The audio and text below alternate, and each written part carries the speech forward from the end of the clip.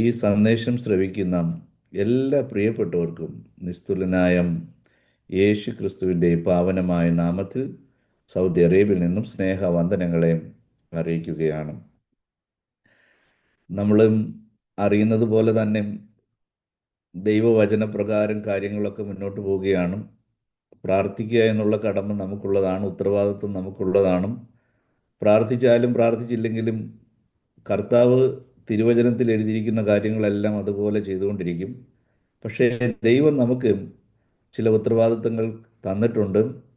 ആ ഉത്തരവാദിത്തങ്ങൾ, ആ കടമകൾ നമ്മൾ ചെയ്യുക എന്നുള്ളതും നമ്മുടെ ഉത്തരവാദിത്വമാണ്. ബാക്കിയുള്ള കാര്യങ്ങളെല്ലാം കർത്താവിൻ്റെ കൈകളിലുള്ള കാര്യങ്ങളാണ്. എന്തായാലും ഇന്ന് വരെയും ബൈബിൾ സത്യമാണ്, നാളെയും ബൈബിൾ സത്യമായിരിക്കും. ബൈബിളിൽ മാത്രമാണ് പ്രവചനങ്ങളുള്ളതും.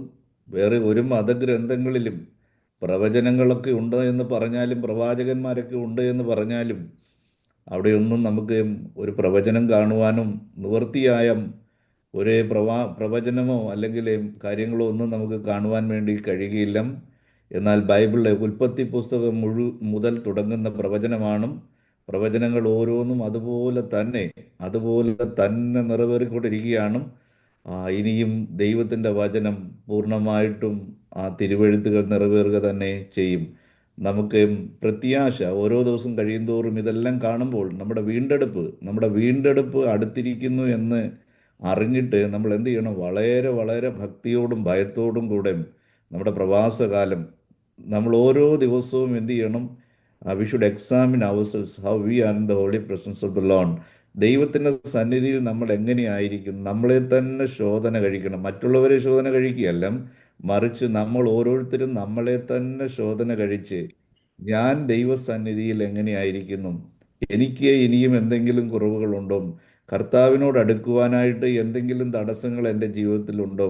കർത്താവിൻ്റെ വരവിങ്കൽ എടുക്കപ്പെടാതെ തള്ളപ്പെട്ടു പോകുവാനുള്ള എന്തെങ്കിലും കാര്യങ്ങൾ എൻ്റെ ജീവിതത്തിലുണ്ടോ? ഞാൻ പൂർണ്ണ വിശുദ്ധിയിലാണോ? കർത്താവിൻ്റെ കാഹളം കേൾക്കുമ്പോൾ ഞാൻ ഒരു തടസ്സങ്ങളും കൂടാതെ വണ്ണം ഈ വീർപ്പിച്ച ബലൂണ് ഭൂമിയിൽ ഒരു നൂലിനകത്ത് കെട്ടിയിടുമ്പോൾ ആ നൂല് ഒരു കത്രിക വെച്ച് അല്ലെങ്കിൽ അത് പൊട്ടിക്കുമ്പോൾ അല്ലെങ്കിൽ അത് മുറിച്ച് കളയുമ്പോൾ ആ എയർ കയറിയിരിക്കുന്ന ആ ബലൂൺ മുകളിലേക്ക് തന്നെ പോകുന്നത് പോലെ തന്നെ ഈ താഴെ നിന്നുള്ള യാതൊരു ശക്തികളും, ബാഹ്യമായ ശക്തികളും നമ്മെ താഴേക്ക് പിടിച്ചു വലിക്കാതെ നമ്മളെ വിടാൻ കഴിയാതെ വണ്ണം അങ്ങനെയൊക്കെ എന്തെങ്കിലുമൊക്കെ ഉണ്ടെന്നുണ്ടെങ്കിലും നമ്മൾ എന്ത് ചെയ്യണം? നമ്മളത് കണ്ടുപിടിക്കണം. ദൈവസന്നിധിയിൽ ഈ ദിവസങ്ങളിൽ പ്രാർത്ഥിക്കുവാനും ഉപവസിക്കുവാനും. ഇപ്പോൾ ഉപവാസം എന്നൊക്കെ പറയുന്നത് വെറും ചടങ്ങുകളായി മാറിയിരിക്കുകയാണ്. ഉപവസിക്കണമെന്ന് ആഗ്രഹമുണ്ട് എങ്കിലും ആളുകൾക്ക് ഉപവസിക്കുവാൻ കഴിയുന്നില്ല. പക്ഷേ യഥാർത്ഥമായി ദൈവസന്നിധിയിൽ കർത്താവെ എനിക്ക് ഉപവസിക്കണം, എനിക്ക് 2 ദിവസം ഉപവസിക്കണം, എനിക്ക് 3 ദിവസം ഉപവസിക്കണം. അതെ, ഉപവസിക്കാനായിട്ട് ഇച്ചിരി ബുദ്ധിമുട്ടൊക്കെ ഉണ്ടെങ്കിൽ തന്നെ ഒരു നേരം ഇച്ചിരി ലൈറ്റായിട്ടുള്ള ഭക്ഷണമൊക്കെ കഴിച്ചിട്ട് തീരുമാനത്തോടുകൂടി ഇരിക്കുകയാണെങ്കിൽ തീർച്ചയായിട്ടും നമുക്ക് ഉപവസിച്ചുകൊണ്ട് ഇരിക്കുമ്പോഴാണ് നമുക്ക് കൂടുതൽ കാര്യങ്ങൾ ദൈവത്തിൻ്റെ പരിശുദ്ധാത്മാവ് നമുക്ക് വെളിപ്പെടുത്തുവാൻ ഇടയായിത്തീരുന്നതും. പിന്നെ ഈ മൊബൈലാണ് ഏറ്റവും വലിയ വില്ലൻ. അപ്പോൾ ഈ മൊബൈലിനെ ജയിക്കുക എന്ന് പറഞ്ഞു കഴിഞ്ഞാൽ ആം, അത് അതിഭയാനകമാണ്. അതൊരു വലിയ വിജയമാണ്. ഒളിമ്പിക്സ് മെഡൽ നേടുന്നതിനേക്കാളും ഈ ലോകത്തിലെ ഏറ്റവും വലിയ മസിൽമാനെ ഇടിച്ച് താഴെയിടുന്നതിനേക്കാളും അല്ലെങ്കിൽ ഈ ലോകത്തിലെ ഏത് ശക്തിയെ ജയിക്കുന്നതിനേക്കാളും വലിയ കാര്യമാണ് നമ്മുടെ കൈകളിലിരിക്കുന്ന 200 ഗ്രാം ഭാരമുള്ള ഈ മൊബൈലിനെ ജയിക്കുക എന്ന് പറഞ്ഞു കഴിഞ്ഞാൽ അതൊരു വലിയ അത്ഭുതം തന്നെയാണ്. അപ്പം ചില സമയങ്ങളിൽ നമ്മൾ തീരുമാനമെടുക്കണം. വേണ്ട, ഞാൻ തൊടുകയില്ല, ഞാൻ ന്യൂസ് കാണുകയില്ല. ഇനി നാളെ ഇന്നാണോ നാളെയാണോ? നാളെ ഇനി കേരളത്തിൽ ആര് വന്നാലും വന്നില്ലെങ്കിലും എനിക്കെന്താ? ആര് വന്നാലും ഭൂരിപക്ഷം 100 കടന്നാലും 150 കടന്നാലും എനിക്കെന്താ? ഞാൻ ഇതുമായിട്ടൊന്നും ബന്ധപ്പെട്ടയാളല്ല. ഞാൻ ഈ ലോകവുമായിട്ട് കണക്റ്റഡ് അല്ല. ഞാൻ മറ്റൊരു രാജ്യവുമായിട്ട് ഞാൻ കണക്റ്റഡ് ആണ്. ഞാൻ ദൈവരാജ്യവുമായിട്ട് കണക്റ്റായി കിടക്കുന്ന വ്യക്തിയാണ്. ഈ ലോകത്തിൽ ഇനി ആര് വരികയോ വരാതിരിക്കുകയോ ഭരിക്കുകയോ ഭരിക്കാതിരിക്കുകയോ ഇതൊന്നും എൻ്റെ വിഷയങ്ങളല്ല. ഞാൻ അതിനുവേണ്ടി എൻ്റെ വിലപ്പെട്ട സമയം, ഞാൻ അതിനുവേണ്ടി എൻ്റെ വിലയേറിയ സമയം നഷ്ടപ്പെടുത്തുവാൻ ഞാൻ തയ്യാറല്ല. എന്ത് ചെയ്യണം? മനഃപൂർവ്വം നമ്മൾ എന്ത് ചെയ്യണം? അതിനെ ജയിക്കുവാനുള്ള തീരുമാനങ്ങൾ എടുക്കണം. 10 ദിവസം ഞാൻ ന്യൂസ് കാണുകയില്ല, ഒരു മാസം ഞാൻ ന്യൂസ് കാണുകയില്ല. ഇത് നമ്മളെ മലിനപ്പെടുത്തിക്കൊണ്ടിരിക്കുകയാണ്. നമ്മുടെ ഹൃദയത്തെ മലിനപ്പെടുത്തിക്കൊണ്ടിരിക്കുകയാണ്. ഈ ലോകത്തിലുള്ള സാധനങ്ങൾ, സ്റ്റഫുകളെല്ലാം, ഈ ലോകത്തിൻ്റെതായ സ്റ്റഫുകളെല്ലാം നമ്മുടെ ഉള്ളിലേക്ക് കയറിക്കൊണ്ടിരിക്കുകയാണ്. നമ്മുടെ ഹൃദയവും മനസ്സും ചിന്തകളും എല്ലാം ഈ ലോകം ഒക്യുപ്പൈ ചെയ്തിരിക്കുകയാണ്. കർത്താവിന് ഇരിക്കുവാൻ ഇടമില്ലാതെ വണ്ണം നമ്മുടെ ഈ ലോകത്തിൻ്റെ ചിന്തകളും ധനത്തിൻ്റെ വഞ്ചനകളും ഇന്ന് ഈ ലോകത്തിൽ നടക്കുന്ന ഈ രാഷ്ട്രീയമായ, ഭൗതികമായ മറ്റുള്ള കാര്യങ്ങളും ഇത് നമ്മളെ പിടിച്ചിരുത്തും. ഇത് എല്ലാം നമ്മളെ ദൈവത്തിൽ നിന്ന് അകറ്റുവാൻ ഇടയായിത്തീരും. അതുകൊണ്ട് ഈ ദിവസങ്ങളിൽ കുടഞ്ഞ് എഴുന്നേൽക്കുവാൻ, നമ്മുടെ വിളിയും തെരഞ്ഞെടുപ്പും ഉറപ്പുവരുത്തുവാൻ, വിശ്വാസത്തിൽ തന്നെയാണോ എന്ന് എന്ത് ചെയ്യണം? നമ്മളൊന്ന് ശോധന കഴിക്കണം. രണ്ടാഴ്ചയ്ക്ക് മുമ്പ് പറഞ്ഞതുപോലെ നല്ല ആരോഗ്യമുള്ള മനുഷ്യനാണ്. പെട്ടെന്നാണ് ഇൻഷുറൻസ് ഫ്രീ ആയിട്ട് കിട്ടിയത്. അപ്പോഴാണ് പറഞ്ഞ ഒന്ന് വെറുതെ ഫ്രീ ആയില്ലേ, ഒന്ന് പോയി ചെക്കപ്പ് ചെയ്യാൻ. പുള്ളി പറയുകയാണെങ്കിൽ എനിക്ക് പൂർണ്ണ ആരോഗ്യമുണ്ട്, ഞാൻ ഹെൽത്തിയാണ്, എനിക്കൊരു കുഴപ്പമൊന്നുമില്ല, ഞാൻ എന്തിനെ ഒരു ദിവസം ഞാൻ നഷ്ടപ്പെടുത്തി കളയുന്നത്. എന്നാലും ഭാര്യയുടെ നിർബന്ധത്തിന് പോയി ഒന്ന് ചെക്കപ്പ് ചെയ്യാമെന്ന് പറഞ്ഞ് ചെക്കപ്പ് ചെയ്ത് കഴിഞ്ഞപ്പോഴാണ് ബ്ലഡിനകത്ത് വ്യത്യാസം കാണുകയും വീണ്ടും ബ്ലഡ് അയച്ചു കൊടുക്കുകയും വീണ്ടും കൺഫേമായി ക്യാൻസർ സ്റ്റേജ് 4-ാമത്തെ നിലയിലാണ് പുള്ളി നിൽക്കുന്നത്. ഇപ്പം ക്യാൻസർ 2-3 കഴിഞ്ഞിപ്പം 4th സ്റ്റേജിലും പുള്ളി പേഷ്യൻ്റാണ്. ഇമ്മീഡിയറ്റ്ലി ഏത് നിമിഷവും മരണം സംഭവിക്കാമായിരുന്നു, ഏത് നിമിഷവും വീണു പോകാമായിരുന്നു. അത് ചെക്ക് ചെയ്തപ്പോഴാണ് അത് മനസ്സിലായി. ചെക്ക് ചെയ്യാതെ ഇരുന്നുവെങ്കിൽ ഒരു നിമിഷം പെട്ടെന്ന് താഴെ വീണ് മരിക്കുമായിരുന്നു, അല്ലെങ്കിൽ കൊളാപ്സ് ആകാമായിരുന്നു, പെട്ടെന്ന് മരണം കടന്നു വരാമായിരുന്നു. ഈ ചെക്ക് ചെയ്യാതെ ഇരിക്കുന്നിടത്തോളം നമ്മൾ ആരോഗ്യമുണ്ട്, നമുക്കൊരു കുഴപ്പമില്ല, നമ്മൾ നടക്കുന്നുണ്ട്. സാധാരണ സ്റ്റെപ്പൊക്കെ കയറുമ്പോഴാണല്ലോ ഈ അണപ്പൊക്കെ വരുമ്പോൾ കിതപ്പൊക്കെ ഉണ്ടാകുന്നതും. അപ്പോൾ എനിക്കൊരു അണപ്പുമില്ല, ഒരു കിതപ്പുമില്ല, എനിക്കൊരു കുഴപ്പമില്ല. പക്ഷെ ഒന്ന് ചെക്ക് ചെയ്ത് വെറുതെ ഒന്ന് ECG എടുത്ത് നോക്കിയപ്പോഴാണ് ഒരു വേരിയേഷൻ. വീണ്ടും ഒന്നുകൂടെ ഡീപ്പായിട്ടൊന്ന് ബ്ലഡൊക്കെ ഒന്ന് ടെസ്റ്റ് ചെയ്ത് കഴിഞ്ഞപ്പോഴാണ് മെയിൻ ആർട്ടറി ഉൾപ്പെടെ 4 ബ്ലോക്കുകളാണ്. മെയിൻ ആർട്ടറി ബ്ലോക്കായി കിടക്കുകയാണ്, ഏത് സമയവും അടിച്ചു പോകാമായിരുന്നു. ഇത് ചെക്ക് ചെയ്തെങ്കിൽ മാത്രമേ ഈ ബ്ലോക്കുകളൊക്കെ ഒന്ന് മനസ്സിലാകുകയുള്ളൂ, നമ്മുടെ ഹെൽത്ത് കണ്ടീഷൻ എങ്ങനെയാണെന്നൊന്ന് മനസ്സിലാകുകയുള്ളൂ. അതുകൊണ്ട് ഈ ദിവസങ്ങളിൽ ദൈവവിശ്വാസികൾ വളരെ ജാഗരൂകരായിട്ടും വളരെ കോൺഷ്യസ് ആയിരിക്കണമെന്നും ദൈവത്തിൻ്റെ പരിശുദ്ധാത്മാവ് ബോധിപ്പിക്കുകയാണ്. തള്ളപ്പെടുന്നതും നിമിഷങ്ങൾ കൊണ്ടായിരിക്കും, രക്ഷിക്കപ്പെടുന്നതും നിമിഷങ്ങൾ കൊണ്ടായിരിക്കും. എന്തായാലും നമ്മുടെ കർത്താവ് വരുവാൻ അടുത്തിരിക്കുന്നു, സമയം ഏറ്റവും സമാഗതമായിരിക്കുകയാണ്. അതുകൊണ്ട് എല്ലാ വിശ്വാസികളും ഈ ലോകത്തിൻ്റെതായ എല്ലാം വെറുത്ത് ഈ ലോകത്തെ വെറുക്കണം, പ്രാർത്ഥിക്കണം. കർത്താവ്, എനിക്ക് ലോകത്തെ വെറുക്കണം, ഈ ലോകം എനിക്ക് വെറുക്കപ്പെട്ടതായി തീരണം. നമ്മുടെയൊക്കെ ജീവിതത്തിൽ വെറുക്കപ്പെട്ട ചില സാധനങ്ങളൊക്കെ ഉണ്ടല്ലോ, വസ്തുക്കളൊക്കെ ഉണ്ട്. അതുപോലെ തന്നെ എനിക്ക് ഈ ലോകം ഏറ്റവും വെറുക്കപ്പെട്ടതായി തീരണം. ഈ ലോകത്തെ പൂർണ്ണമായും വെറുക്കുവാൻ, ഈ ലോകത്തെയും ഈ ലോകത്തിലുള്ള യാതൊന്നിനെയും സ്നേഹിക്കുവാൻ എനിക്ക് ഒരിക്കലും ഇടം വരരുതും. നമ്മൾ പ്രാർത്ഥിക്കണം. അങ്ങനെ പ്രാർത്ഥിക്കുമ്പോൾ, നിരന്തരമായി നമ്മൾ പ്രാർത്ഥിക്കുമ്പോഴാണ് നമ്മളിൽ ശുദ്ധീകരണം നടക്കുന്നത്. ഒരു ഗ്ലാസ് നിറച്ച് അഴുക്കുള്ള വെള്ളമാണ്, കറുത്ത മലിനമായ വെള്ളമാണ്. നമ്മൾ അതിനകത്ത് ആ ഗ്ലാസ്സിലേക്ക് ഇങ്ങനെ ശുദ്ധമായ വെള്ളം ഒഴിച്ചുകൊണ്ടിരിക്കുമ്പം എന്ത് സംഭവിക്കും? ഈ കറുത്ത വെള്ളം അതുകൂടെ മിക്സ് ആയിട്ട് എന്ത് ചെയ്യും? ഈ കറുത്ത വെള്ളം അത് പുറത്തേക്ക് പോകുവാൻ, ഈ മലിനമായ വെള്ളം പുറത്തേക്ക് പോകുവാൻ ഇടയായിത്തീരും. കുറേയേറെ ശുദ്ധമായ വെള്ളം, നല്ല കണ്ണുനീര് പോലത്തെ വെള്ളം അതിനകത്ത് ഒഴിച്ചുകൊണ്ടിരിക്കുമ്പം എന്ത് സംഭവിക്കുന്നതിനും അത് ഗ്രാജുവലി പൂർണ്ണമായിട്ടും ആ അഴുക്കുള്ള വെള്ളമെല്ലാം പുറത്തു പോയിട്ടും പൂർണ്ണമായിട്ടും നല്ല ക്രിസ്റ്റൽ ക്ലിയർ ആയിട്ടുള്ള വൈറ്റ് കണ്ണുനീര് പോലത്തെ വെള്ളം കാണുവാനിടയായിത്തീരും. അതേപോലെ തന്നെ നമ്മുടെ ഈ ശുദ്ധീകരണം എന്ന് പറഞ്ഞൊരു പ്രോസസ്സിംഗ് ആണ്, ഒരു ദിവസം കൊണ്ട് നടക്കുന്ന കാര്യമല്ല. ഇത് ഓരോ ദിവസവും നമ്മൾ എന്ത് ചെയ്യണം? മനസ്സ് പുതുക്കി എന്ത് ചെയ്യണം? രൂപാന്തരം പ്രാപിക്കണം. നമ്മൾ കേൾക്കുന്നതാണ്, നമ്മളെ കുളിച്ചു, രാവിലെ കുളിച്ചു, നല്ല സോപ്പിട്ട് കുളിച്ചു, നല്ലപോലെ ഷാമ്പു ചെയ്ത് കുളിച്ചു, നമ്മുടെ ശരീരത്തിലെങ്ങും ഒരഴുക്കുമില്ല, നമ്മൾ ഈ വെളിയിൽ പോകുന്നില്ല, വെളിയിൽ ഇറങ്ങുന്നില്ല, എയർ കണ്ടീഷൻഡ് റൂമിൽ തന്നെ നമ്മൾ ഇരിക്കുകയാണ്. വെളിയിൽ നിന്ന് ഒരു ഡസ്റ്റ് നമ്മുടെ മുറിയിൽ വരുവാനായിട്ട് യാതൊരു സാധ്യതകളുമില്ല.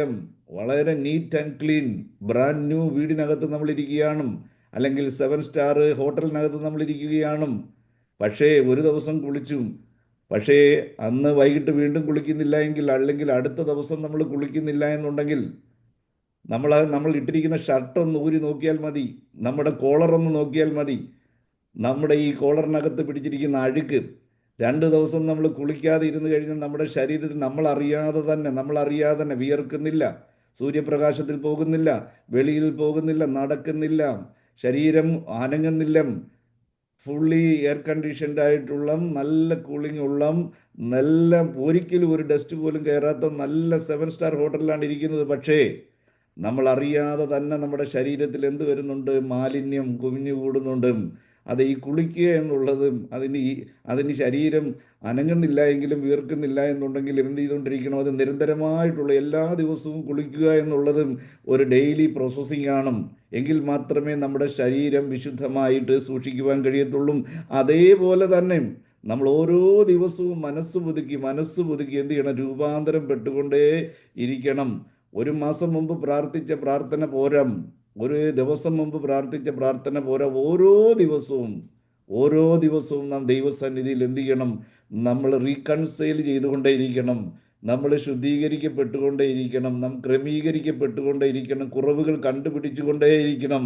നമ്മുടെ കുറവുകൾ, കർത്താവെ എൻ്റെ കുറവുകൾ എനിക്ക് വെളിപ്പെടുത്തി തരണം. എനിക്ക് കർത്താവെ അങ്ങയോട് അടുക്കുവാൻ തടസ്സമായി നിൽക്കുന്നത് എന്താണെന്ന് എനിക്ക് വെളിപ്പെടുത്തി തരണം.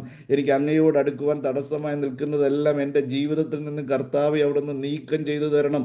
എനിക്ക് കഴിയുന്നില്ല കർത്താവെ, പലപ്പോഴും എനിക്ക് കഴിയുന്നില്ല, ഞാൻ പരാജയപ്പെടുകയാണ്. നമ്മുടെ പരാജയം ദൈവത്തോട് പറയുക. നമ്മുടെ ബലഹീനത ദൈവത്തോട് പറ. ബലഹീനതയിൽ നമ്മളെ സഹായിക്കുവാൻ കഴിവുള്ള ഒരു ശ്രേഷ്ഠ മഹാപുരോഹിതനാണ് നമുക്കുള്ളതും. നമ്മുടെ ബലഹീനത, നമ്മുടെ വീക്ക്നെസ്, നമ്മുടെ വീക്ക് പോയിന്റ് ഒരുപക്ഷെ ഭാര്യയ്ക്ക് അറിയത്തില്ലായിരിക്കും, ഒരുപക്ഷെ പാസ്റ്റർക്ക് അറിയത്തില്ലായിരിക്കും, കൂട്ടു സഹോദരന്മാർക്കോ വിശ്വാസികൾക്കോ അറിയത്തില്ലായിരിക്കും. നമുക്ക് മാത്രം അറിയാവുന്ന വീക്ക്നെസ് ഉണ്ട്. നമ്മുടെ വീക്ക്നെസ് നമ്മൾ ആരോട് പറയാം? കർത്താവിനോട് പറഞ്ഞു കഴിഞ്ഞാൽ ബലഹീനതയിൽ നല്ല ബലം നൽകുന്ന, അത് ഏതു നേരത്തും അബ്ബാ പിതാവ് എന്ന് വിളിച്ചുകൊണ്ട് കടന്നു ചെല്ലുവാൻ പുത്രത്വത്തിൻ്റെ ആത്മാവിനെ ദൈവം നമുക്ക് തന്നിരിക്കുകയാണ്. ഈ ദിവസങ്ങളിൽ ശുദ്ധീകരണത്തിൻ്റെ ദിവസങ്ങളായി തീരുവാൻ കർത്താവ് നമ്മളെ സഹായിക്കുമാറാകട്ടെ. ഇന്ന് നമുക്ക് വായിക്കാം എബ്രായ ലേഖനം 10-ാം അധ്യായം 32-ാം വാക്യം. ഹീബ്രു 10:32. എന്നാൽ നിങ്ങൾ പ്രകാശനം ലഭിച്ച ശേഷം നിന്ദകളാലും പീഡകളാലും കൂത്തുകാഴ്ചയായി ഭവിച്ചും ആ വക അനുഭവിക്കുന്നവർക്ക് കൂട്ടാളികളായി തീർന്നും ഇങ്ങനെ കഷ്ടങ്ങളാൽ വളരെ പോരാട്ടം കഴിച്ച പൂർവകാലം ഓർത്തുകൊള്ളുവീൻ. സ്തോത്രം. പ്രകാശനം ലഭിച്ചതിന് ശേഷമുള്ള പോരാട്ടത്തെക്കുറിച്ചാണ്. പ്രകാശനം ലഭിക്കുന്നതിന് മുമ്പ് ഉള്ള പോരാട്ടത്തെക്കുറിച്ചല്ല, ക്രിസ്തുവിലുള്ള കഷ്ടതയെക്കുറിച്ചാണ് ഇവിടെ പറയുന്നത്. ക്രിസ്തുവിൻ്റെ കഷ്ടങ്ങൾക്ക് പങ്കുള്ളവരാകും തോറും എന്ന് പറഞ്ഞാൽ ഈ കഷ്ടത എന്ന് പറയുന്നത് എല്ലാ മതസ്ഥർക്കുമുണ്ട്, എല്ലാ ജാതിയിലുള്ളവർക്കും എന്നുണ്ട്. ഈ ലോകപ്രകാരമുള്ള കഷ്ടതകളുണ്ട്, ഭൗതികമായ കഷ്ടതകളുണ്ട്. നമുക്കറിയാം, നമ്മുടെ ഒരു വിശ്വാസി 4 കുഞ്ഞുങ്ങളുണ്ട്. അവർ രാവിലെ 4 മണിക്ക് എഴുതണം. ഈ കുഞ്ഞുങ്ങളെല്ലാം തയ്യാറാക്കണം, കുളിപ്പിക്കണം. രാവിലെ 6:30 ബസ് വരും. ബസ്സിനകത്ത് ഈ കുഞ്ഞുങ്ങൾക്കെല്ലാം ടിഫിൻ തയ്യാറാക്കി, ബ്രേക്ക്ഫാസ്റ്റ് തയ്യാറാക്കി, ഈ കുഞ്ഞുങ്ങൾക്ക് സ്കൂൾ ബാഗുകളെല്ലാം തയ്യാറാക്കി ഈ ലിമിറ്റഡ് ടൈമിനുള്ളിൽ എന്ത് ചെയ്യണം? ഈ കുഞ്ഞുങ്ങളെ 4 പേരെയും ബസ്സിനകത്ത് കയറ്റിവിടണം. ആ സഹോദരി സാക്ഷ്യം പറയുകയാണ്. വലിയ കഷ്ടപ്പാടാണ്, ഭയങ്കരമായ പ്രയാസമാണ്. എനിക്ക് വേണ്ടി പ്രാർത്ഥിക്കണം. സത്യം പറഞ്ഞു കഴിഞ്ഞാൽ ആ സഹോദരിയുടെ കഷ്ടപ്പാട് വലിയ കഷ്ടപ്പാടാണ്. അത് കഴിഞ്ഞിട്ട് വീണ്ടും എന്ത് ചെയ്യണം? ട്രെയിൻ പിടിച്ച് ജോലിക്ക് പോകണം. എന്നാൽ ഇതേ കഷ്ടപ്പാട് തന്നെ ആർക്കും ഉണ്ട്? മറ്റുള്ള ജാതിയിലുള്ളവർക്കും ഉണ്ട്. അടുത്ത ഫ്ലാറ്റിൽ താമസിക്കുന്ന ആമിനയ്ക്ക് 7 കുഞ്ഞുങ്ങളാണ്. ഇവിടെ 4 കുഞ്ഞുങ്ങളെ ഉള്ളെങ്കിൽ ആമിനയ്ക്കും ഈ 7 കുഞ്ഞുങ്ങളെ എന്ത് ചെയ്യണം? കുളിപ്പിച്ചൊരുക്കി ബാഗൊക്കെ തയ്യാറാക്കി ഈ ബ്രേക്ക്ഫാസ്റ്റ്, ഈ ടിഫിനൊക്കെ ഉണ്ടാക്കി ആമിനയ്ക്കും വിടണം, ഫാത്തിമയ്ക്കും വിടണം, ഗൗരിക്കും വിടണം. എല്ലാവരുടെയും ജീവിതത്തിൽ എന്തുണ്ട്? ഈ ലോകപ്രകാരമുള്ള കഷ്ടതകളെ ക്രിസ്തുവിൻ്റെ കഷ്ടങ്ങളുമായിട്ട് എന്ത് ചെയ്യരുത്? നമ്മൾ ഒരിക്കലും തുലനം ചെയ്യരുതും. ആ കഷ്ടത വേറെ, ഈ കഷ്ടത വേറെ. അത് എല്ലാവർക്കും വേണ്ടി നിയമിക്കപ്പെട്ടിരിക്കുന്നതാണ്. നമ്മുടെ വീട്ടിലെ 5 കുഞ്ഞുങ്ങളുണ്ടെങ്കിൽ അതിൻ്റെതായ ബുദ്ധിമുട്ടുകളുണ്ടായിരിക്കും, അതിൻ്റെതായ പ്രാരാബ്ദങ്ങളുണ്ടായിരിക്കും, അതിൻ്റെതായ പ്രശ്നങ്ങളുണ്ടായിരിക്കും. അതെല്ലാം നമ്മൾ എന്ത് ചെയ്തേ പറ്റത്തുള്ളൂ? അഭിമുഖീകരിച്ചേ പറ്റത്തുള്ളൂ. എന്നാൽ ഒരു കാര്യം, ഇനി 7 കുഞ്ഞുങ്ങളുണ്ടായാലും 10 കുഞ്ഞുങ്ങളുണ്ടായാലും 20 കുഞ്ഞുങ്ങളുണ്ടായിരുന്നാലും ദൈവത്തിൻ്റെ കൃപ നമ്മുടെ മേൽ വന്നു കഴിയുമ്പോൾ അതിനെല്ലാം നന്നായിട്ട് മാനേജ് ചെയ്യുവാൻ, നന്നായിട്ട് കറക്റ്റായിട്ട് നല്ല ഓർഡറിൽ തന്നെ മാനേജ് ചെയ്യുവാനുള്ള കൃപ എന്ത് ചെയ്യും? ദൈവം കൊടുക്കുവാനിടയായി തീരും. നമുക്കറിയാം, ഇന്നാണ് നമ്മൾ 2 നമുക്ക് 2, അല്ലെങ്കിൽ നമ്മൾ 2 നമുക്ക് 1 എന്നുള്ള ഈ പോളിസിയൊക്കെ ഇറങ്ങിയത് ഈ അടുത്ത കാലങ്ങളിലാണ്. പണ്ട് ഫാമിലി പ്ലാനിംഗ് ഒന്നുമില്ല. വിവാഹം കഴിഞ്ഞ സമയം മുതൽ കുഞ്ഞുങ്ങൾ ജനിക്കുകയാണ്. അത് നിൽക്കുന്നത് വരെ കുഞ്ഞുങ്ങൾ ജനിച്ചുകൊണ്ടിരിക്കുകയാണ്. ചിലപ്പം 10 കുഞ്ഞുങ്ങളുണ്ട്, ചിലപ്പം 12 കുഞ്ഞുങ്ങളുണ്ട്, ചിലപ്പം 18 കുഞ്ഞുങ്ങളുണ്ട്. ഞാൻ നേരത്തെ താമസിച്ചുകൊണ്ടിരുന്ന അപ്പാർട്ട്മെൻറ്റിൻ്റെ അടുത്ത ഫ്ലാറ്റിൽ താമസിച്ചുകൊണ്ടിരുന്നത് റാണി എന്ന് പറഞ്ഞൊരു സിസ്റ്ററാണ്. ആ സിസ്റ്റർ പറഞ്ഞത്, ഞാൻ 20ാമത്തെ മകളാണ്. എൻ്റെ അമ്മ 24 പ്രസവിച്ചു. അതിനകത്ത് 2 മക്കൾ മരിച്ചുപോയി. 22 പേര് ഞങ്ങളിപ്പോൾ ജീവനോടെ ഉണ്ട്. നോക്കണം, ഞങ്ങളെല്ലാം ദൈവം എന്ത് ചെയ്തു? വളരെ അതിശയകരമായിട്ടും വലിയ കുടുംബ സംവിധാനങ്ങളൊന്നുമില്ല, ജീവിത സാഹചര്യങ്ങളൊന്നുമില്ല. പക്ഷേ ഞങ്ങളെല്ലാവരും പട്ടിണി കൂടാതെ വളർന്നു, ഞങ്ങൾ ജീവിച്ചു. ഞങ്ങളിൽ പലരും, എൻ്റെ സഹോദരങ്ങളിൽ ചിലർ അമേരിക്കയിലുണ്ട്, പലരും ഗൾഫിലുണ്ട്, ചിലർ ഓസ്ട്രേലിയയിലുണ്ട്, ചിലർ ചിലർ UK-യിലുണ്ട്, പല രാജ്യങ്ങളിലാണ്. അപ്പം നോക്കണം, ഇതൊരനുഭവം. എൻ്റെ തൊട്ടടുത്തുള്ള ഫ്ലാറ്റിലുള്ള ഒരു കാര്യമാണ് ഞാൻ പറഞ്ഞത്, ഒരു അപ്പാർട്ട്മെൻറ്റിലെ എൻ്റെ നൈബറിൻ്റെ കാര്യമാണ് പറയുന്നത്. അതേപോലെ തന്നെ അങ്ങനെ എത്രയെത്ര പണ്ടുള്ള കുടുംബങ്ങളിലൊക്കെ ഇഷ്ടംപോലെ മക്കളുണ്ടായിരുന്നു. അന്ന് ജീവിത സാഹചര്യങ്ങളൊന്നുമില്ല, അന്ന് ഫ്രിഡ്ജിനകത്ത് വയ്ക്കാൻ വേണ്ടി ഒന്നുമില്ല. അന്ന് ഉണ്ടാക്കി എന്തെങ്കിലും കിട്ടിയാൽ അന്ന് കഴിച്ചു തീർക്കും, നാളത്തേക്ക് വേണ്ടിയുള്ളതില്ല. പിന്നെ പഴകിഞ്ഞൊക്കെ വളരെ കുറച്ച്, വളരെ റയറായിട്ട് മാത്രമേ ഉണ്ടായിരുന്നുള്ളൂ. അന്നത്തെ ഫ്രിഡ്ജിനെന്ന് പറഞ്ഞു കഴിഞ്ഞാൽ ഉറിയെന്ന് പറയും. ഈ കയറുകൊണ്ട് 3 തട്ടുള്ള ഉറിയാണ്. അതിനകത്ത് തണുപ്പൊന്നുമില്ല, ഈ ഉറുമ്പ് കയറാതെ, മറ്റുള്ള പാറ്റകളൊന്നും കയറാതെ വണ്ണം ഈ ഉറിക്കകത്തും. ചിലപ്പോൾ എന്തെങ്കിലും മിച്ചം വന്നെന്നിരിക്കും, അത് അടുത്ത ദിവസം പിള്ളേർക്ക് കിട്ടിയെന്നിരിക്കും. എന്ന് പറഞ്ഞു കഴിഞ്ഞാൽ ഒരു ദിവസത്തിൽ കൂടുതൽ കഴിക്കാനുള്ളതൊന്നും ആരുടെയും വീടുകളിൽ ഉണ്ടായിരുന്നില്ല. അവരെല്ലാം ദൈവം നടത്തി. ഇന്നും അതേ ദൈവത്തിന് ഇന്നും നമ്മളെ നടത്തുവാൻ കഴിയുന്ന ദൈവമാണ്. വിളിച്ച ദൈവം വിശ്വസ്തനാണ്. ദൈവത്തിൽ ആശ്രയിച്ചു കഴിഞ്ഞാൽ അതിന് എത്ര മക്കളുണ്ടെങ്കിലും വളരെ ഐശ്വര്യമായി, വളരെ അത്ഭുതകരമായി നമ്മളെ ശ്രേഷ്ഠമായി നടത്തുവാൻ നമ്മുടെ കർത്താവ് മതിയായ ദൈവമാണ്. എന്നാൽ നിങ്ങൾ പ്രകാശനം ലഭിച്ച ശേഷം, പ്രകാശനം ലഭിക്കുന്നതിന് മുമ്പുള്ള കാര്യമല്ല, പ്രകാശനം ലഭിച്ച ശേഷം നിന്ദകളാലും പീഡകളാലും കൂത്തുകാഴ്ചയായി ഭവിച്ചും ആ വക അനുഭവിക്കുന്നവർക്ക് കൂട്ടാളികളായി തീർന്നും ഇങ്ങനെ കഷ്ടങ്ങളാൽ വളരെ പോരാട്ടം കഴിച്ച പൂർവ്വകാലം ഓർത്തുകൊള്ളുകയും, പൂർവ്വകാലം മാത്രമല്ല, നമ്മുടെ ഈ പ്രസൻറ്റ് കണ്ടിന്യൂസും ഇപ്പോഴത്തെ ഈ സാഹചര്യത്തിലും ഇത് തന്നെ നമ്മുടെ ജീവിതത്തിൽ വരുവാൻ സാധ്യതയുണ്ട്.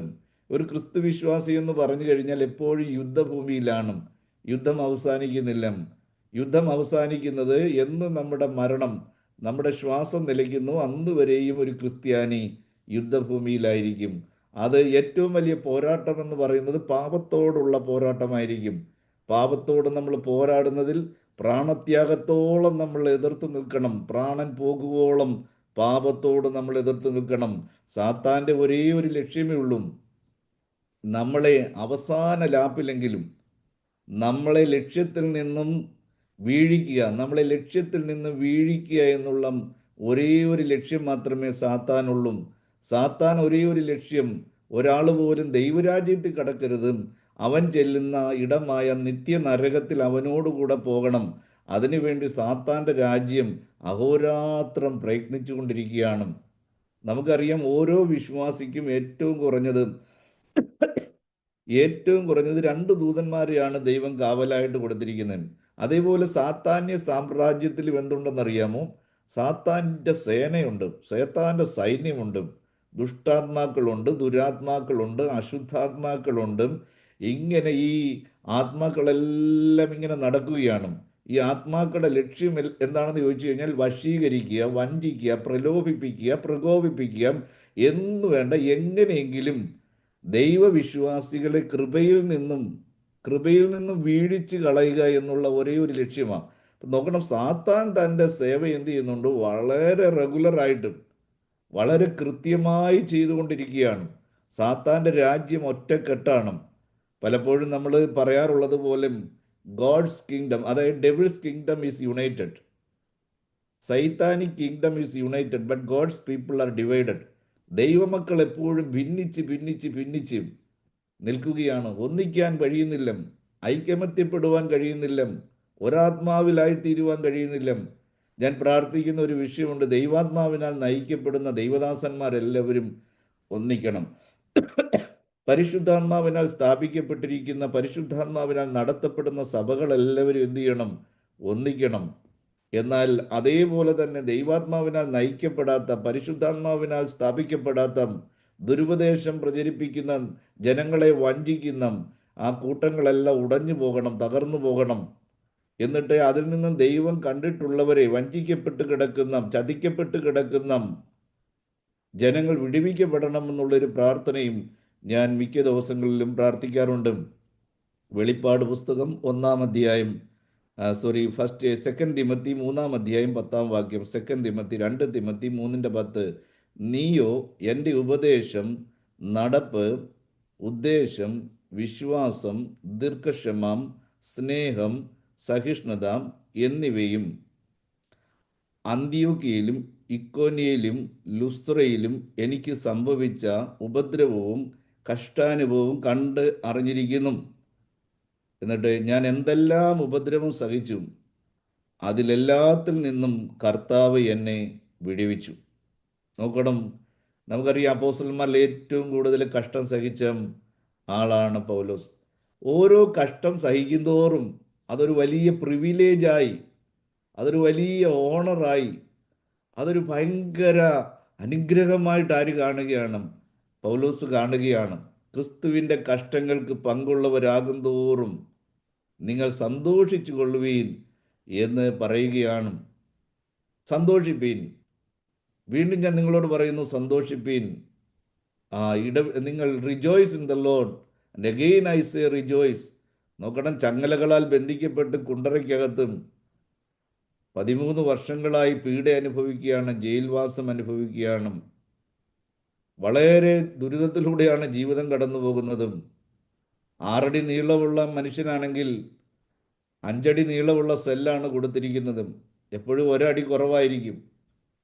തലയും മുതുകും വേദന എടുത്തിട്ട് ഒന്ന് നിവർത്തി വയ്ക്കണമെന്ന് വിചാരിച്ചാൽ കാല് മടങ്ങിയിരിക്കും. കാല് മടക്കി എത്ര നേരം ഇങ്ങനെ ഇരിക്കും? കാലിന് വേദന എടുത്തിട്ട്, മുട്ടുവേദന എടുത്ത് കാലൊന്ന് നിവർത്തി വയ്ക്കണമെന്ന് വിചാരിച്ചാൽ ഈ മുതുകും തലയും എല്ലാം വളഞ്ഞിരിക്കും. ഇപ്പോൾ പൗലോസ് വയോധികനാണ്, വൃദ്ധനാണ്, നരച്ച തലയുള്ള മനുഷ്യനാണ്. ഇപ്പോൾ തനിക്ക് സഹായം ആവശ്യമായിരിക്കുന്ന ഒരു സമയമാണ്, പരിചരണം ആവശ്യമായിരിക്കുന്ന സമയമാണ്. അങ്ങനെ ഈ കഠിനമായ ശോധനയിൽ ഈ 13 വർഷങ്ങളായിട്ട് അതിനകത്ത് കിടക്കുകയാണ്. എന്നിട്ടും ആ ദൈവദാസൻ എഴുതുകയാണ്, സന്തോഷിപ്പീൻ. ഞാൻ നിങ്ങളോട് പറയുന്നു, വീണ്ടും സന്തോഷിപ്പീൻ, റിജോയ്സ്. നോക്കണം, ഈ വേദനയുടെ നടുവിലും വെളിപ്പെടുന്ന ഒരു വലിയ പ്രത്യാശയുണ്ട്.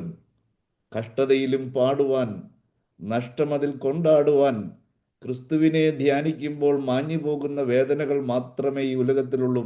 ഈ ഉലകത്തിലെ വേദനകൾ എത്ര കഠിനമായിരുന്നാലും, എത്ര ഭീകരമായിരുന്നാലും, ഈ ലോകത്തിലെ പെർസിക്യൂഷനുകൾ, ഹാർഡ്ഷിപ്പുകൾ, ട്രയലുകൾ എത്ര ഭയാനകമായിരുന്നാലും, ക്രൂശിനെ ധ്യാനിച്ചു കഴിയുമ്പോൾ അലിഞ്ഞു പോകുന്ന വേദനകൾ മാത്രമേ, പീഡകൾ മാത്രമേ ഈ ലോകത്തിലുള്ളൂ എന്നും നമ്മൾ അറിഞ്ഞിരിക്കണം. സ്തോത്രം. ക്രിസ്തുവിനെ ധ്യാനിക്കുമ്പോൾ നമ്മൾ അറിയാതെ തന്നെ നമ്മുടെ വേദനകൾ മറന്നു. വേദന അവിടെയുണ്ട്, മുട്ടുവേദന അവിടെയുണ്ട്, നടുവേദന അവിടെയുണ്ട്, പ്രയാസങ്ങളെല്ലാം അവിടെ തന്നെ ഉണ്ട്. പക്ഷേ അതിനെ മറക്കുവാൻ ഉള്ള കൃപ ദൈവം നമ്മുടെ മേൽ പകർന്നു തരുവാൻ ഇടയായിത്തീരും. എന്നാൽ ഒരു കാര്യം, ഈ സകല കഷ്ടതകളിൽ നിന്നും നമ്മളെ വിടുവിക്കുന്ന ഒരു ദൈവമുണ്ട്. എല്ലാ നാളും ഈ കഷ്ടതയിൽ അവസാനിക്കുവാൻ ദൈവം ആഗ്രഹിക്കുന്നില്ല. പൗലോസിന് ഒരു സമയം ദൈവം വച്ചിട്ടുണ്ടായിരുന്നു. താൻ ആ കഷ്ടതകളെല്ലാം പൂർണ്ണമാകുവാനിടയായിത്തീർന്നു. ഒരു ദിവസം തന്നെ വധിക്കുവാനുള്ള സമയമായി. നീറും തന്നെ വധിക്കുവാൻ കൽപ്പന പുറപ്പെടുവിച്ചു. ഹിസ്റ്ററി പറയുന്നത് AD 62 ഏപ്രിൽ മാസം 29-ാം തീയതി താൻ വധിക്കപ്പെട്ടു എന്നാണ്. അവിടെ നിന്നും 3 മൈലുകൾക്കപ്പുറമുള്ള ഓസ്ട്രിയയ്ക്ക് പോകുന്ന ത്രിഫൗണ്ടിയൻസ് എന്ന് പറയുന്ന കൊലക്കളത്തിലാണ് തന്നെ വധിക്കുന്നത്. തന്നെ വധിക്കുവാനുള്ള ദിവസം പ്രഖ്യാപിച്ചു കഴിഞ്ഞപ്പം ജയിൽ സൂപ്രണ്ടും, നോക്കണം, തന്നെ കൊല്ലുവാനുള്ള വാള് തൻ്റെ മുമ്പിൽ വെച്ച് തന്നെ എന്ത് ചെയ്യുകയാണോ, അത് മൂർച്ച കൂട്ടുകയാണ്. എന്ന് പറഞ്ഞാൽ മാനസികമായി ഒരു പീഡനം കൊടുക്കുകയാണ്. ഒരു ദയയുമില്ലാതെ കൊല്ലുകയാണ്. തന്നെ കൊല്ലുവാനുള്ള വാളും തൻ്റെ മുമ്പിൽ വെച്ച് മൂർച്ച കൂട്ടുകയാണ്. ആ ജയിൽ സൂപ്രണ്ട് വന്നിട്ട് പൗലോസിനോട് ചോദിക്കുകയാണ്, അല്ലയോ പൗലോസ്, താങ്കൾ ഇപ്പോൾ ലജ്ജിക്കുന്നില്ലേ? താങ്കൾ ഇപ്പോൾ നാണിക്കുന്നില്ലേ? ജീവിക്കുന്ന ദൈവമെന്ന് പറയുന്ന, രക്ഷിക്കുന്ന ദൈവമെന്ന് പറയുന്ന, അത്ഭുതങ്ങളുടെ ദൈവമെന്ന് പറയുന്ന താൻ പ്രസംഗിക്കുന്ന യേശു എവിടെയാണ്? കഴിഞ്ഞ 13 വർഷങ്ങളായിട്ട് താൻ ഈ ജയിലിനകത്തെ യാതന അനുഭവിക്കുന്നു, പീഡ അനുഭവിക്കുന്നു. തന്നെ രക്ഷിക്കുവാൻ ഈ യേശു ഇതുവരെയും വന്നില്ല, ഇനിയോട്ട് വരികയുമില്ല. നീറോ താങ്കളെ വധിക്കുവാനായിട്ട് വിധി പ്രഖ്യാപിച്ചിരിക്കുന്നു. അല്ലേ പൗലോസേ, താങ്കൾ ലജ്ജിക്കുന്നില്ലേ? താങ്കൾ ആരായി തീരേണ്ടുന്നവനായിരുന്നു? ജന്മനാ റോമ പൗരത്വമുള്ളവൻ. ഒരുപക്ഷെ പീലാത്തോസ് കഴിഞ്ഞിട്ട് അടുത്ത ഗവർണറായി, റോമ ഗവർണറായി തീരേണ്ടുന്നവൻ. തൻ്റെ ശബ്ദത്തിന് മുമ്പാകെ റോം ചലിക്കണമായിരുന്നു. അല്ലയോ പൗലോസേ, താങ്കൾ ലജ്ജിക്കുന്നില്ലേ, നാണിക്കുന്നില്ലേ എന്ന് പറഞ്ഞപ്പോൾ ആ വൃദ്ധനായ മനുഷ്യന്റെ മുഖം വിടരുവാനിടയായി തീർന്നു. അദ്ദേഹം പുഞ്ചിരിച്ചുകൊണ്ടും ഇങ്ങനെ പറയുവാനിടയായി തീർന്നു, നീറോയുടെ വാളിനെ എൻ്റെ കഴുത്ത് ഛേദിക്കുവാൻ കഴിയും. എന്നാൽ ഒരു കാര്യം ഞാൻ നിങ്ങളോട് പറയാം, ക്രിസ്തുവിൻ്റെ സ്നേഹത്തിൽ നിന്നും എന്നെ വേർപെടുത്തുവാൻ എനിക്ക് 1000 നാവുകൾ ഉണ്ടായിരുന്നുവെങ്കിൽ യേശുവിൻ്റെ സ്നേഹത്തെ ഞാൻ വർണ്ണിക്കുമായിരുന്നു. എനിക്ക് 1000 ജീവിതങ്ങൾ ഉണ്ടായിരുന്നുവെങ്കിൽ യേശുവിൻ്റെ രക്ഷയെ ഞാൻ പ്രസംഗിക്കുമായിരുന്നു. ശരിയാണ്, നീറോയുടെ വാള് എൻ്റെ കഴുത്ത് ഛേദിക്കും.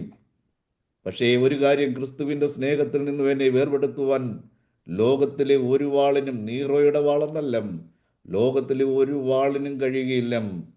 ആ വയോധികനായ വൃദ്ധനായ ക്രിസ്തു ഭക്തൻ ചർമ്മമെടുത്തും തുകൽ ചുരുളെടുത്ത് അതിനകത്ത് എഴുതി റോമാലേഖനം 8-ാം അധ്യായം 35 മുതലുള്ള വാക്യങ്ങൾ അങ്ങോട്ട് എഴുതി.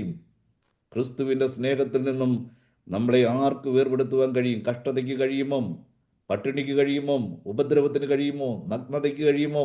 ഇപ്പോഴുള്ളതിനോ വരുവാനുള്ളതിനോ, ഉയരത്തിനോ ആഴത്തിനോ, വാഴ്ചകൾക്കോ അധികാരങ്ങൾക്കും വാളിനും ഏതെങ്കിലും ഒരു ശക്തിക്ക് ക്രിസ്തുവിൻ്റെ സ്നേഹത്തിൽ നിന്നും, ക്രിസ്തുവിൻ്റെ സ്നേഹം അനുഭവിക്കാത്തവർ ക്രിസ്തുവിനെ തള്ളിക്കളയും. പീഡ വരുമ്പോൾ, പെർസിക്യൂഷൻ വരുമ്പോൾ, ഹാർഡ്ഷിപ്പ് വരുമ്പോൾ ക്രിസ്തുവിൻ്റെ സ്നേഹം, യഥാർത്ഥമായ സ്നേഹം അനുഭവിക്കാത്തവർ തള്ളിക്കളയും. അങ്ങനെ എത്രയോ പേര് തള്ളിക്കളഞ്ഞിരിക്കുന്നു.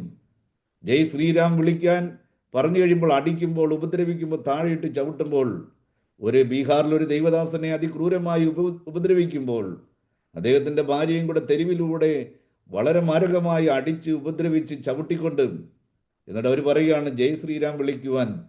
ആ വീഡിയോ കാണുമ്പോൾ ഞാൻ പ്രാർത്ഥിച്ചുകൊണ്ടിരുന്നു, ഒരിക്കലും ആ ദൈവദാസന്റെ നാവിലൂടെ അങ്ങനെ ഒരു വാക്ക് വരരുത്, കർത്താവെ കൃപ കൊടുക്കണമേ എന്ന് ഞാൻ പ്രാർത്ഥിച്ചുകൊണ്ടിരിക്കുകയാണ്. പക്ഷേ നടന്ന ഒരു സംഭവം, റെക്കോർഡ് ചെയ്ത വീഡിയോ, അവസാനം അടി സഹിക്കാൻ കഴിയാതെ, വേദന സഹിക്കാൻ കഴിയാതെ ആ ദൈവദാസൻ ജയ് ശ്രീരാം വിളിച്ചു. അത് അത് അത് കേൾക്കുവാനിടയായി തീർന്നു. ഹൃദയം തകർന്നു പോയി. പാടില്ല, പാടില്ല. കാരണം നമ്മൾ തെരഞ്ഞെടുത്തിരിക്കുന്നത് ക്രൂശിൻ്റെ വഴിയാണ്. നമ്മൾ തെരഞ്ഞെടുത്തിരിക്കുന്നത് മരണത്തിൻ്റെ വഴിയാണ്. കാരണം ഈ മരണത്തിലൂടെ മാത്രമേ, കഷ്ടതയിലൂടെ മാത്രമേ നമുക്ക് നിത്യതയിലെത്തുവാൻ കഴിയത്തുള്ളൂ. ഞാൻ പലപ്പോഴും പറഞ്ഞിട്ടുള്ളതാണ്, അമേരിക്കയിലോ യൂറോപ്പിലൊക്കെ പോകണമെങ്കിൽ ഇംഗ്ലീഷ് ടെസ്റ്റ് പാസ്സാകണം. ഇംഗ്ലീഷ്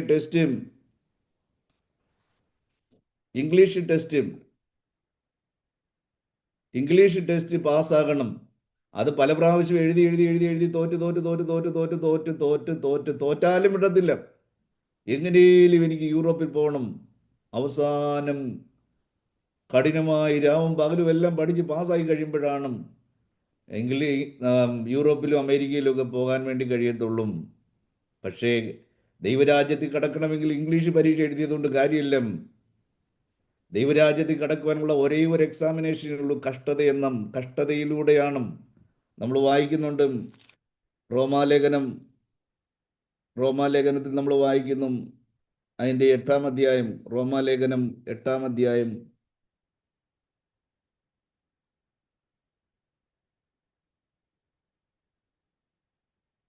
റോമാലേഖനം 8-ാം അധ്യായം അതിൻ്റെ 17-ാമത്തെ വചനം, നാം അവനോടുകൂടെ തേജസ്കരിക്കപ്പെടേണ്ടതിന് അവനോടുകൂടെ കഷ്ടം അനുഭവിച്ചാൽ അത്രയും. അതിൻ്റെ 17-ാം വാക്യം തുടങ്ങുന്നത്, നാം മക്കളെങ്കിലും അവകാശികളുമാകുന്നു, ദൈവത്തിൻ്റെ അവകാശികളും ക്രിസ്തുവിന് കൂട്ടവകാശികളും തന്നെ.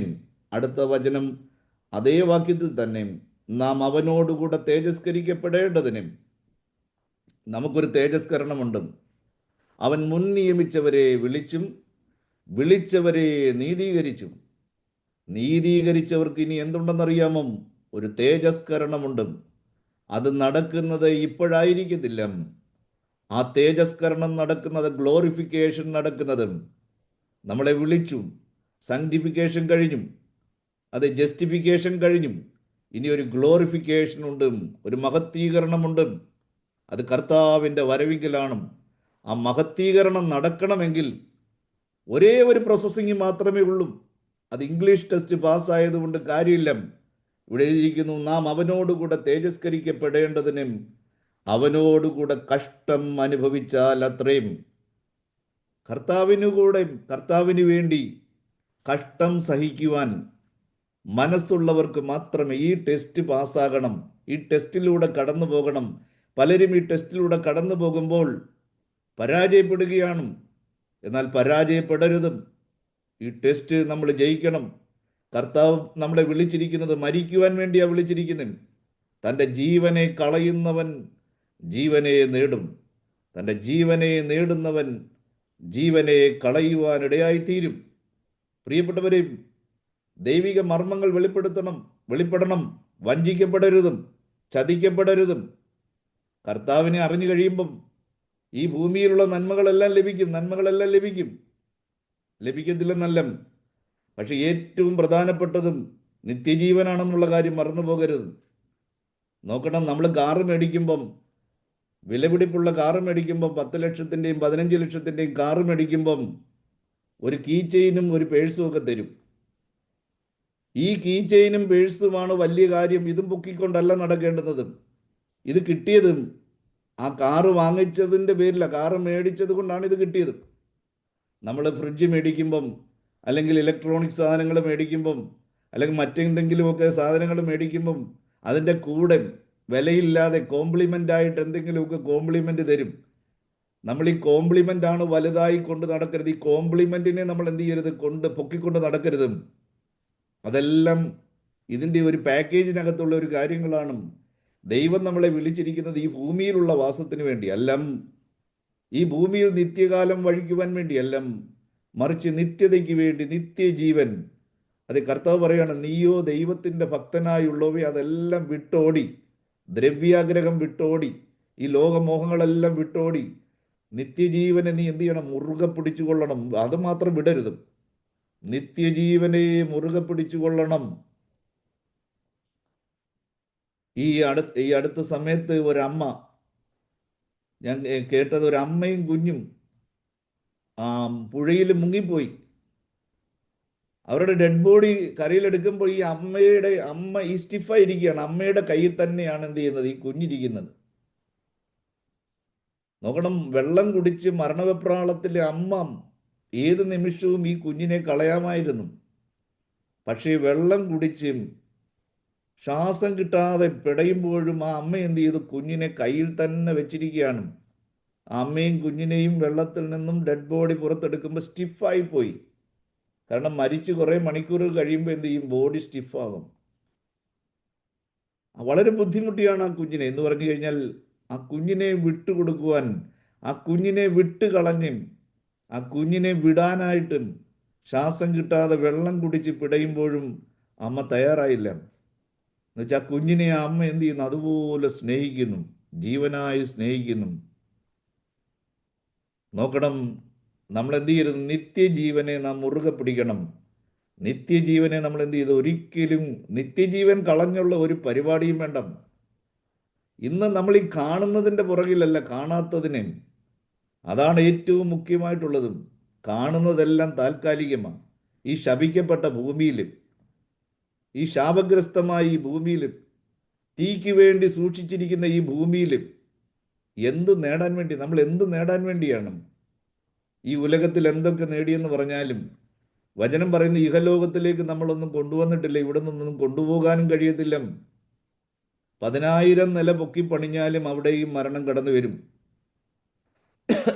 മരണം എല്ലാവരുടെയും അടുക്കൽ കടന്നു വരും.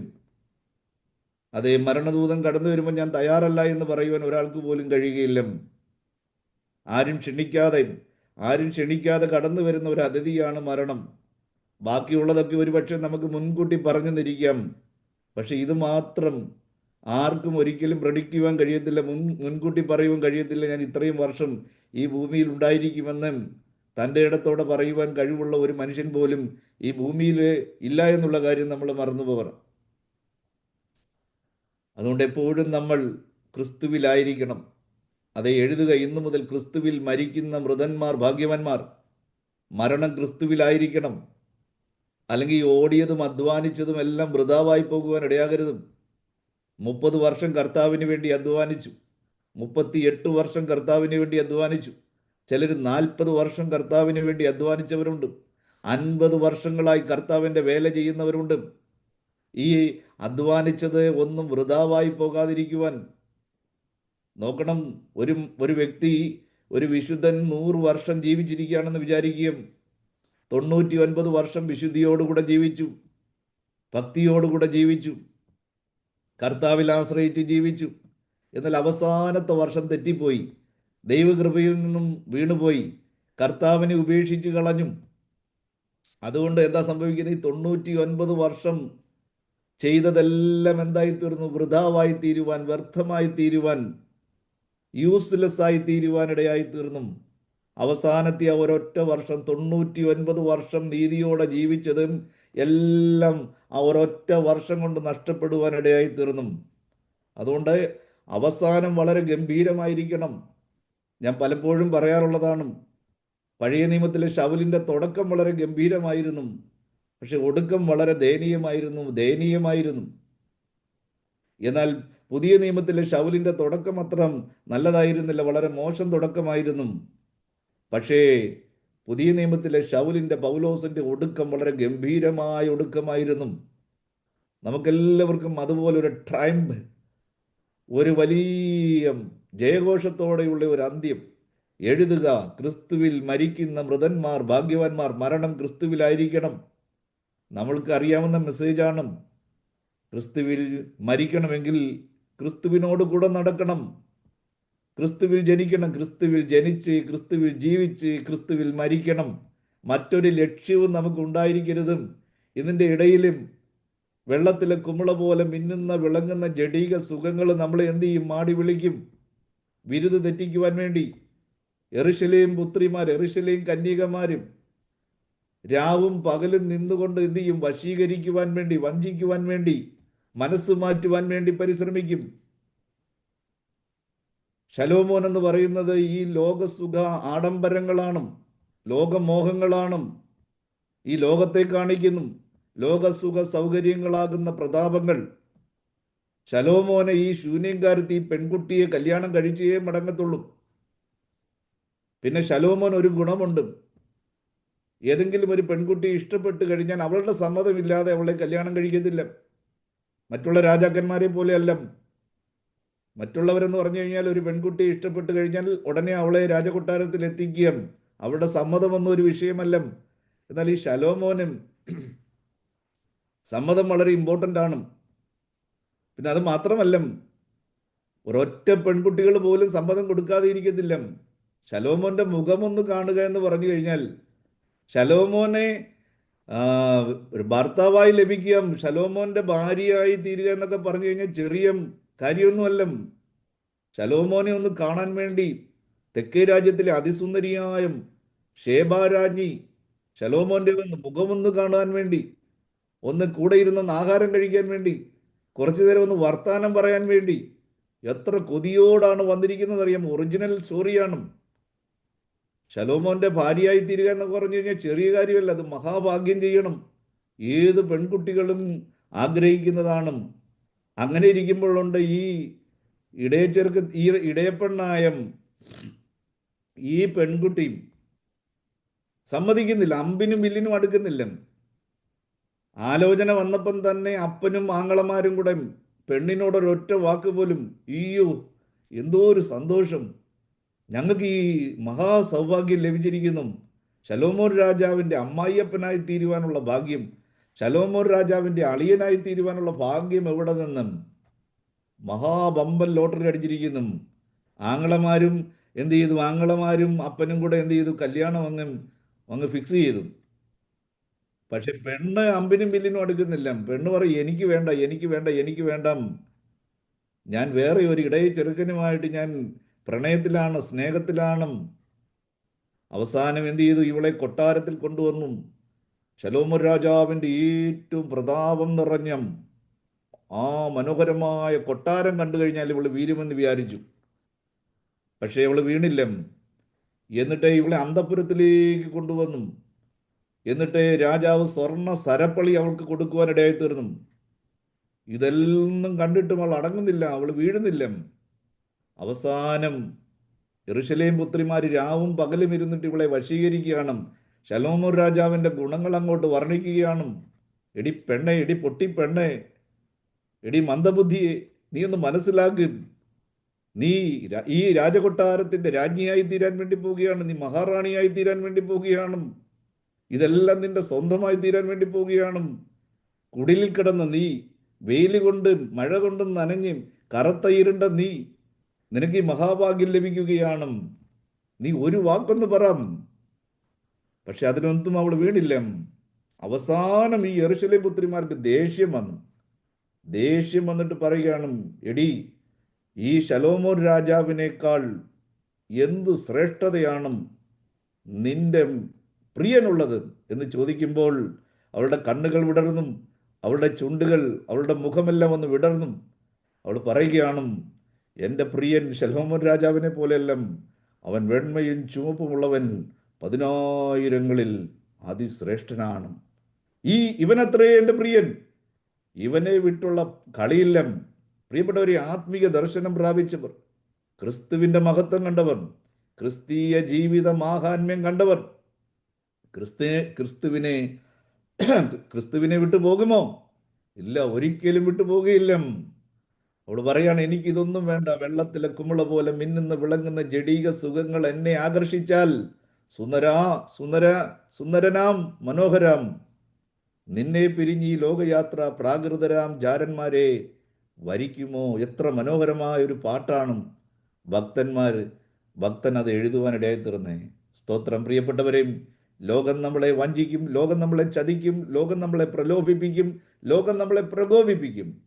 സാത്താൻ്റെ ഒരേ ഒരു ലക്ഷ്യമേ ഉള്ളൂ, ദൈവകൃപയിൽ നിന്നും നമ്മളെ വീഴിക്കുക എന്നുള്ളതും. അതുകൊണ്ട് ഒരിക്കലും നമ്മുടെ ദർശനം നഷ്ടപ്പെട്ടു പോകരുത്, നമ്മുടെ നോട്ടം നഷ്ടപ്പെട്ടു പോകരുതും.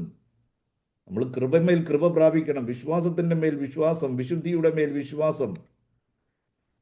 വിശ്വാസത്തിൻ്റെ നായകനും പൂർത്തി വരുത്തുന്നവനുമായ ക്രിസ്തു മാത്രമായിരിക്കണം നമ്മുടെ ലക്ഷ്യം. അതുകൊണ്ട് എന്ത് കഷ്ടങ്ങൾ വന്നാലും, എന്ത് നഷ്ടങ്ങൾ വന്നാലും, ഇത് നഷ്ടങ്ങളുടെ മാർഗമാണ്, ഇത് കഷ്ടങ്ങളുടെ മാർഗമാണ്, ഇത് മരണത്തിൻ്റെ മാർഗമാണ്, ഇത് കുരിശിൻ്റെ മാർഗമാണ്. പക്ഷെ ഇതിനപ്പുറം ഒരു ജീവിതമുണ്ട്. ഇതിൻ്റെ അപ്പുറം ഒരു വാഴ്ചയുണ്ട്. ഇതിൻ്റെ അപ്പുറം ഒരു വിടുതലുണ്ട്. അതെ, അവൻ രാജാവായി വാഴുമ്പോൾ ഞാനും അവനോടുകൂടെ രാജാവായി വാഴും. അതെ, അവൻ എന്നെ വിളിച്ചു, മുന്നീവരിച്ചവരെ വിളിച്ചവരെ ശുദ്ധീകരിച്ചു, നീതീകരിച്ചു. അതെ, സാങ്ക്ടിഫിക്കേഷൻ കഴിഞ്ഞു, ജസ്റ്റിഫിക്കേഷൻ കഴിഞ്ഞു. ഇതൊരു ഗ്ലോറിഫിക്കേഷൻ ഉണ്ട്. ഞാൻ അവസാന ലാപ്പിൽ നഷ്ടപ്പെട്ടു പോകത്തില്ല, തള്ളപ്പെട്ടു പോകത്തില്ല. ദേമാസിനെ പോലെ, he loved this world and he departed Paul. No, ലോകം എന്തൊക്കെ എന്നെ എനിക്ക് തരാമെന്ന് പറഞ്ഞാലും, സുന്ദരനാം മണവാള, സുന്ദരനാം മനോഹര, നിന്നെ പിരിഞ്ഞ് ഞാൻ ഒരിക്കലും ഈ ലോകത്തിൻ്റെ പുറകെ പോകുകയില്ല. നമുക്ക് തീരുമാനമെടുക്കാം. ഞാൻ എൻ്റെ വാക്കുകളിലൂടെ നിർത്തുന്നു. സർവശക്തനായ ദൈവം, സർവകൃപാലുവായ ദൈവം, ക്രിസ്തുവിനെ മാത്രം നോക്കി ലക്ഷ്യത്തിലെത്തുവാൻ നമുക്കെല്ലാവർക്കും കൃപ തരട്ടെ എന്ന് പ്രാർത്ഥിക്കുന്നു. ദൈവം നമ്മെ അനുഗ്രഹിക്കുമാറാകട്ടെ. Thank you. God bless you.